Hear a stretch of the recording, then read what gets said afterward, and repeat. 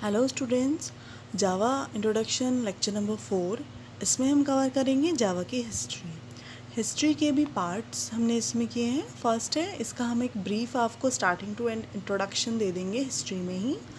Then further आपको बताएंगे कि वाई जावा वॉज इंट्रोड्यूस, क्यों इंट्रोड्यूस हुई, उसमें क्या क्वालिटीज़ थी और उस लैंग्वेज के पीछे जो आइडिया था वो कहाँ से आया।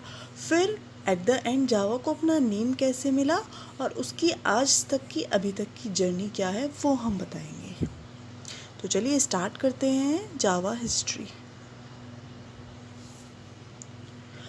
जावा की हिस्ट्री, जावा स्टार्ट होती है आपकी 1991 में। सन माइक्रो सिस्टम एक कंपनी थी जिसने जावा को इंट्रोड्यूस किया था। फर्स्ट वर्जन जावा का इंट्रोड्यूस हुआ था 1996 जनवरी 23 को और इसकी बर्थ डेट माना जाता है 23 मई 1995 को। लेटेस्ट वर्जन जो है जावा का वो JDK 14 चल रहा है और JDK was managed by Sun Micro System till 6th version and after the 7th version Java is maintained by Oracle। Means Java को जो इसका बर्थ माना जाता है, सन माइक्रो सिस्टम ने इसे इंट्रोड्यूस किया था, 6th वर्जन तक उसे मैनेज किया। आफ्टर 7th वर्जन इसे किसने हायर कर लिया? Oracle ने ले लिया और वही इसको क्या करती है, मेंटेन करती है। तो हम ये ऐसा कह सकते हैं कि जावा बोर्न हुई थी सन माइक्रो सिस्टम में और ग्रो हो रही है Oracle कॉरपोरेशन में। और ये कब हुआ? ये हुआ जनवरी 27, 2010 को। जनवरी 27, 2010 को ओरेकल कॉरपोरेशन ने सन माइक्रो सिस्टम से जावा को ऑफिशियली ख़रीद लिया और अब वो ही उसको मेंटेन करती है। जब ये हुआ तब जो सन माइक्रो सिस्टम के चेयरमैन थे वो थे स्कॉट मैकनेली और जो चीफ थे ओरेकल के वो थे लैरी एलिसन।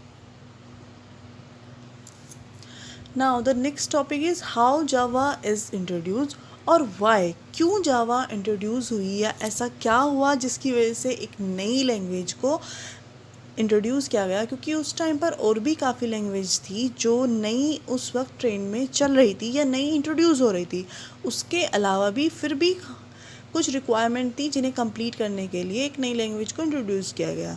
तो 1991 में सन माइक्रो सिस्टम के पास एक रिक्वायरमेंट थी, उन्हें एक ऐसा सॉफ्टवेयर बनाना था जो इलेक्ट्रॉनिक डिवाइसेस के साथ वर्क कर सके, जैसे रिमोट कंट्रोलर वर्क करता है या स्विच फैन के साथ वर्क करता है। तो उन्हें एक ऐसा सॉफ्टवेयर चाहिए था जो उन इलेक्ट्रॉनिक डिवाइसेस के साथ वर्क करे। अब उन्हें उस सॉफ्टवेयर को बनाने के लिए एक लैंग्वेज चाहिए थी। तो उन्हें क्या चाहिए थी? एक लैंग्वेज जो वो सॉफ्टवेयर बना सके जो आपका हैंडल कर सकता था इलेक्ट्रॉनिक डिवाइसेस को।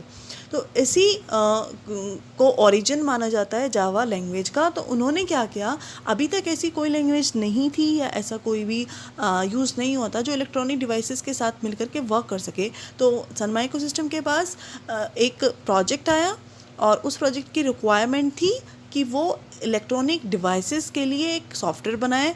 अब उस सॉफ्टवेयर को बनाने के लिए उन्हें चाहिए थी एक लैंग्वेज, तो उन्होंने एक नई लैंग्वेज इंट्रोड्यूस कर दी। अब उस जो इंट्रोड्यूस हुई लैंग्वेज, उसके लिए जो वो प्रोजेक्ट बना, उस प्रोजेक्ट में थे हमारे 30 इंजीनियर्स जो उस कंपनी में वर्क करते थे। उस प्रोजेक्ट पर लगाए गए थे वो थे 30 इंजीनियर और उन्हीं 30 इंजीनियर में से जो उस प्रोजेक्ट को लीड कर रहे थे वो थे जेम्स गॉसलिंग और पैट्रिक नाथन। ओके, तो after assigning the project they decide the name of the project and the project name is green.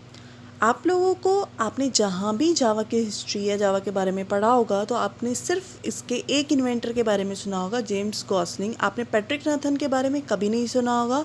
जैसे किसी भी प्रोजेक्ट के एक या दो मुख्य पात्र होते हैं लेकिन हमेशा सिर्फ उसी को इंट्रोड्यूस किया जाता है जो उसे बनाता है या जिसके नाम के साथ वो पहली बार फेमस होती है। तो उसी तरीके से जेम्स गॉसलिंग को हम लोग ज़्यादा जानते हैं, पैट्रिक नाथन को कम जानते हैं। ओके, तो सन माइक्रो सिस्टम ने 1991 में एक रिक्वायरमेंट थी, किस चीज़ की? इलेक्ट्रॉनिक डिवाइसेस के साथ वर्क करने के लिए एक सॉफ्टवेयर चाहिए था और उस सॉफ्टवेयर को बनाने के लिए उन्हें एक लैंग्वेज चाहिए थी। तो उन्होंने एक प्रोजेक्ट बनाया, प्रोजेक्ट का नेम था ग्रीन। उसमें थे 30 इंजीनियर और उसके हेड थे जेम्स गॉसलिंग और पैट्रिक नाथन।